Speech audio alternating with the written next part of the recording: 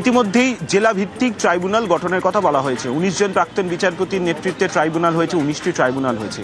এবারে যেটা তোমাকে জানিয়ে রাখি, যেটা তুমি বললে যে কোথায় হবে এই ট্রাইব্যুনাল, ইতিমধ্যেই রাজ্যের মুখ্য সচিব দুশওয়ার নারিয়ালাকে চিঠি দিয়েছেন রাজ্যের মুখ্য নির্বাচনী আধিকারিক, এবং সেই চিঠিতে স্পষ্টতই জানানো হয়েছে যে এই যে ট্রাইব্যুনাল গঠন হবে এর জন্য কোথায় অফিস করতে হবে, এবং পাশাপাশি অফিস করার পাশাপাশি এই অফিসের জন্য কতজন কর্মচারী লাগবে, অর্থাৎ বিস্তারিত পরিকাঠামো প্রস্তুত করতে রাজ্যের মুখ্য সচিবকে চিঠি দিয়েছেন রাজ্যের মুখ্য নির্বাচনী আধিকারিক। এবং সেই চিঠি ইতিমধ্যেই রাজ্যের মুখ্য সচিব পেয়েছেন বলেই নবান্ন সূত্রেও জানা যাচ্ছে। চিঠি পাওয়ার পরেই প্রশাসনিকভাবে ইতিমধ্যেই তৎপরতা শুরু হয়েছে।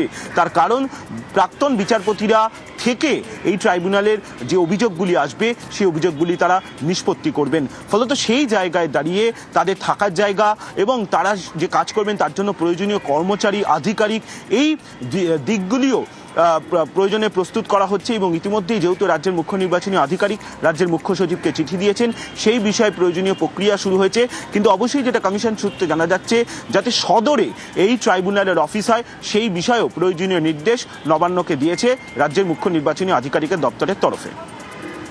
ধন্যবাদ সোমরাজ। তো এই যে সাপ্লিমেন্টারি তালিকা আজ বেরোবে, এই সাপ্লিমেন্টারি তালিকায় যদি কারো নাম বাদ যায় তাকে তো ট্রাইব্যুনালে আবেদন করতে হবে, তাকে আইনি পথ দেখতে হবে, কিন্তু মানুষ তো দিশেহারা হয়ে যেতে পারেন।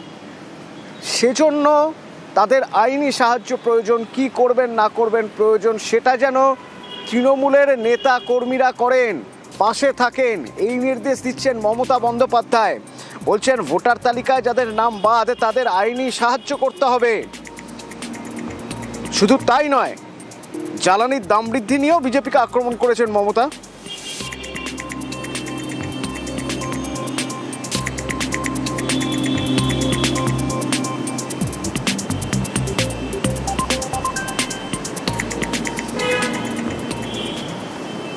আর এই যে নাম বাদ যদি যায় তাহলে তাকে আইনি সহায়তা করতে হবে, নির্দেশ দিচ্ছেন মমতা বন্দ্যোপাধ্যায় দলের নেতাকর্মীদের। এ নিয়ে রাজনৈতিক চর্চাও তুঙ্গে।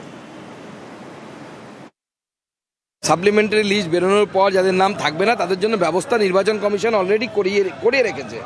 তারপরে এই ধরনের বক্তব্য মানে বাংলাদেশ থেকে আসা সমস্ত অনুপ্রবেশকারীদেরকে উনি, মুসলিম অনুপ্রবেশকারীদেরকে উনি নাগরিক বানাতে চান। চেষ্টা করে দেখতে পারেন।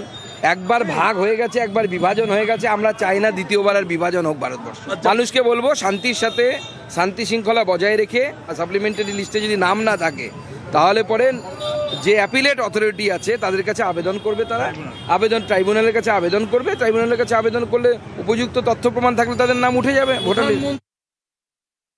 আমরা আশা রাখি আদালতের ওপরে মুখ্যমন্ত্রী নিজেও এই অত্যাচারের বিরুদ্ধে গেছেন এবং আমরা বিশ্বাস করি আদালত অন্যায় করবে না। তার কারণ ভারতীয় হিসেবে সবার অধিকার হচ্ছে ভোট দেওয়া। আমি আশা রাখি যে আদালত থেকে ন্যায় বিচার পাবো।